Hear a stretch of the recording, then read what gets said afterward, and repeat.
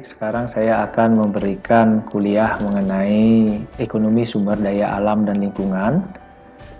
Untuk topik yang akan dibahas yaitu mengenai pengertian dan peranan sumber daya alam dalam pembangunan ekonomi. Untuk topik cakupan pada kuliah kali ini itu ada 6, yaitu membahas mengenai ilmu ekonomi dan sumber daya alam, selanjutnya mengenai penggunaan sumber daya alam, kemudian sumber daya alam dan barang sumber daya, kemudian sumber daya alam dan pertumbuhan ekonomi, fungsi produksi, dan isu-isu tentang penggunaan sumber daya alam. Sebelumnya saya sudah menjelaskan bahwa ilmu ekonomi itu dapat diartikan sebagai ilmu yang mampu memberikan informasi yang baik dan berguna untuk pengambilan keputusan, baik untuk kita sendiri secara individu maupun kepada masyarakat maupun kepada pemerintah.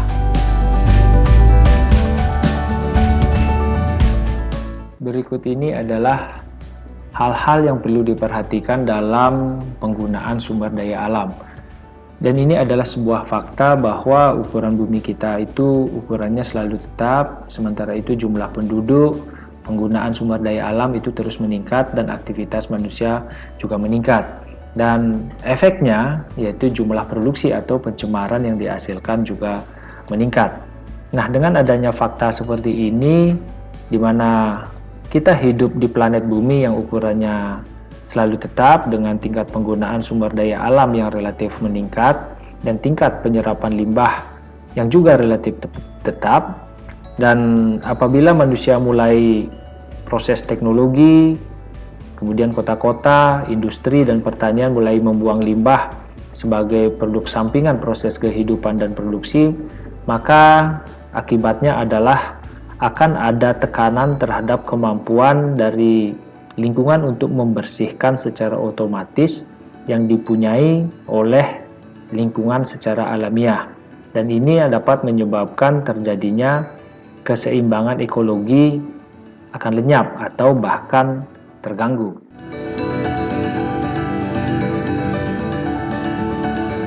Penggunaan sumber daya alam untuk masa datang secara langsung itu dihubungkan dengan apa yang disebut dengan konsep imbangan antara penduduk dan sumber daya alam. Nah, apabila penduduk membutuhkan terlalu banyak sumber daya alam, maka muncullah kebutuhan untuk meningkatkan penggalian atau penggunaan sumber daya alam ekstraktif dan meningkatkan permintaan akan sumber daya alam seperti lapangan terbuka, tempat rekreasi, dan udara yang semakin bersih. Namun dampaknya adalah memburuknya kondisi fisik dan dunia ini. Dan sering sekali masyarakat sangat lamban untuk menemukan permasalahan yang timbul akibat adanya aktivitas kita sendiri ini. Di sini ada beberapa hal yang menjadi alasan dari lambannya penyelesaian dari suatu pemecahan masalah yang berkaitan dengan penggunaan sumber daya alam. Misalnya, masyarakat lebih mengenal adanya kepemilikan pribadi atau privat dan mekanisme pasar, sehingga pengertian bahwa lingkungan sebagai barang milik bersama dan dipelihara bersama itu masih sulit untuk dimengerti. Kemudian yang kedua, kita tidak mengetahui secara pasti apa yang sesungguhnya diinginkan oleh masyarakat itu. Demikian pula tentang teknologi untuk menghasilkan apa yang diinginkan tersebut tidak banyak diketahui. Kemudian yang ketiga, ini karena adanya eksternalitas, maka biaya produksi barang dan jasa sering sekali menjadi tidak jelas. Di samping itu, adanya kelambanan dalam mobilitas manusia juga menjadi faktor lambannya penyelesaian permasalahan dalam penggunaan sumber. Berikut ini adalah bagaimana kita mencoba untuk mencari perbedaan antara sumber daya alam dan barang sumber daya. Nah, kalau pengertian sumber daya alam atau natural resources itu pada dasarnya merupakan segala sesuatu yang berada di bawah maupun di atas bumi, termasuk tanah itu sendiri.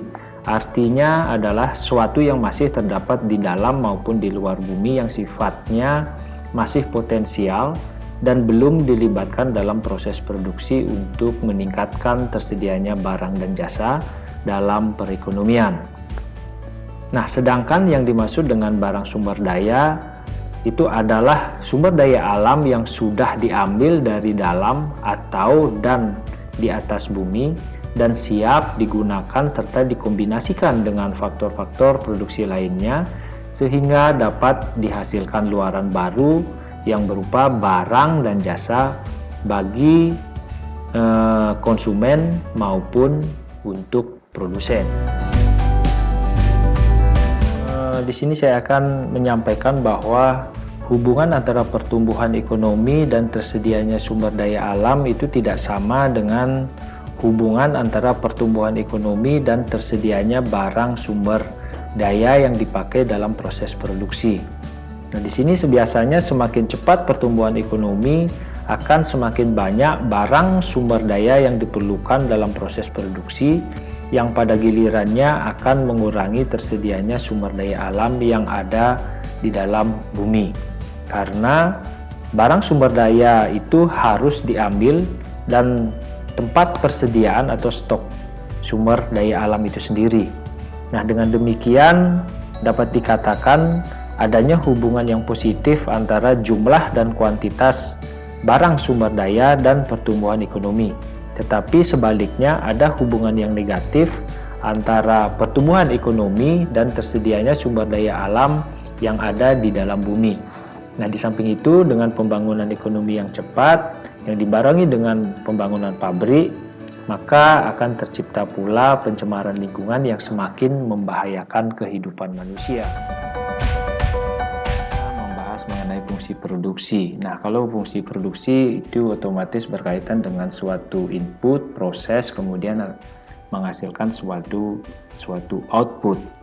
Nah, berkaitan dengan pertumbuhan ekonomi maka akan terlibat dengan masalah peningkatan luaran atau output yang terus-menerus dalam jangka panjang. Peningkatan luaran ini tergantung pada macam dan jumlah masukan atau input, atau dalam hal ini disebut dengan faktor produksi yang digunakan dalam proses produksi. Hubungan antara luaran dan masukan inilah yang disebut dengan fungsi produksi. Nah, secara garis besar, faktor produksi atau masukan yang dipakai untuk meningkatkan luaran yang berupa produksi barang dan jasa dalam suatu perekonomian dapat dikelompokkan menjadi tenaga kerja, modal atau kapital, tanah dan sumber daya alam lainnya, teknologi dan faktor sosial seperti misalnya sistem pemerintahan, adat istiadat, agama, dan lain sebagainya. Nah, fungsi dari masing-masing masukan atau input ini memiliki hubungan yang positif dengan tingkat produksi atau outputnya. Artinya bahwa semakin banyak jumlah faktor produksi atau masukan itu digunakan, akan semakin tinggi pula tingkat produksinya. Nah, anggapan ini dapat dipakai apabila masing-masing faktor produksi yang akan kita gunakan itu bersifat homogen. Mempermudah memahami mengenai hubungan antara pertumbuhan ekonomi dengan barang sumber daya, maka pada gambar atau bagan ini menunjukkan hubungan antara pertumbuhan dan barang sumber daya yang dinyatakan dengan R. Dari sini kita bisa melihat bahwa pertumbuhan ekonomi yang digambarkan dengan sumbu vertikal itu merupakan fungsi dari tersedianya barang sumber daya yang digambarkan dengan sumbu horizontal. Nah, kurva daripada Y sama dengan fungsi R tersebut itu menunjukkan adanya hubungan positif. Artinya, bila jumlah barang sumber daya yang dipakai dalam proses produksi bertambah, maka perekonomian juga berkembang menjadi lebih maju. Pada bagan ini kita bisa melihat hubungan antara pertumbuhan ekonomi dengan sumber daya alam. Nah, di sini menunjukkan bahwa jumlah persediaan sumber daya alam, dalam hal ini dinotasikan sebagai N, itu merupakan fungsi dari pertumbuhan ekonomi. Dan di sini terdapat hubungan yang negatif. Artinya, semakin cepat pertumbuhan ekonomi suatu perekonomian, maka akan semakin sedikit atau menipisnya tersedianya sumber daya alam di negara yang bersangkutan.